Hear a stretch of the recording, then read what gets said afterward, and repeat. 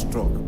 My wife's employer terminated her contract. Which means that you have limited time to get another sponsor or you leave the country. When these things were happening, my wife had depression, being rejected and all that. I told God, if you see my family through this, I made 3 vows. Sometime in 2023, I relocated to the UK with my family. We were just settling in and everything was going well. A few months into the settlement, the enemy struck. My wife's employer terminated her contract. And anyone who is in the UK will understand that this means that you have limited time to get another sponsor or you leave the country. But on the altar of Pastor Jerry Eze, what you are afraid of will not happen. We held on to that word. My wife was going for a series of interviews, but when she mentioned that she needed sponsorship, but they would just go off. Something she would do well, but once she mentioned sponsorship, they'll say no, that they can't do it. So it kept on going that way. And Pastor Jerry mentioned there was a word that came through again in 2020. He said, Operation Block the Blockers. That was end of 23. We held on to that word that, yes, that letter, which they said they're going to send to us, is not going to come.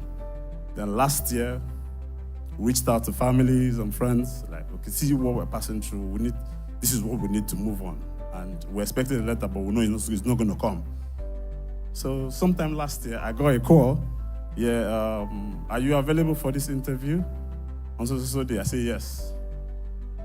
Then previously, I had gotten some interviews, but because of driving license, I couldn't get it. So I told myself, young man, you need to brace up and then go for your driving test and everything. As God may have it. On that same day that I had my interview, was the day I was supposed to do my driving test. My driving test was 8 o'clock and the interview was at 12 o'clock. Then Pastor Jerry said, what they will do for you, they have not done it for anybody.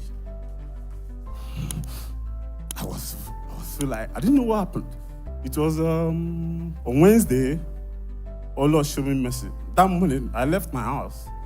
I was playing the Oh Lord, show me mercy by the corner and I was having my test. In a few minutes, the instructor announced me successful and I was so happy. I said, 1 down, more to come. 12 o'clock, I went for my interview. An interview turned out to be an interactive session.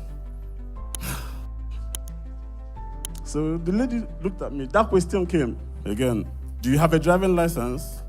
I looked at her, I chuckled. I said, I'm happy to announce to you that I just passed my test. And she was like, congratulations. That was how the story changed. Brethren, I signed my contract that day. That same day. And when I was signing it, I asked the lady, look, I already have a job, but I'm looking for sponsorship. I'm not just coming here to do a job, this is what has brought me here. And that word came, what they have not done for anybody, they will do it for you. The lady told me that because of immigration rules, that for them to sponsor me, it has to be like a higher role. But for the role that I've come now, they can't sponsor me because of all those things. I told her, I'm hopeful that something will come.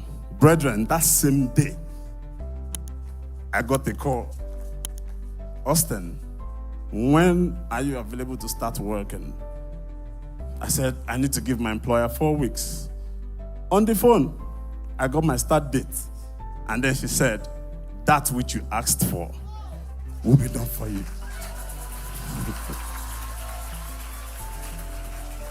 My joy knew no bounds. I didn't know how it happened.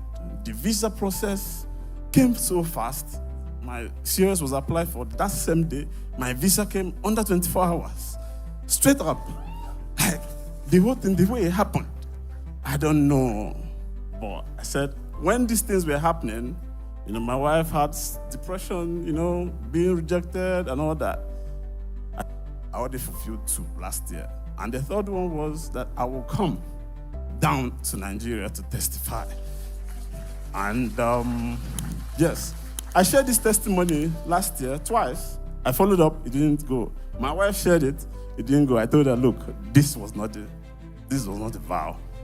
We said that we're going to come here to do it. Last year, I served in the protocol unit in Twickenham. This year again, I served in the crowd control management. So I didn't bother to testify. I said, I'm coming down to do this. And today, to the shame of the devil and to the glory of Elroy, I have come to Nigeria this morning from UK to say what God cannot do does not exist. NSPPD, celebrate our God.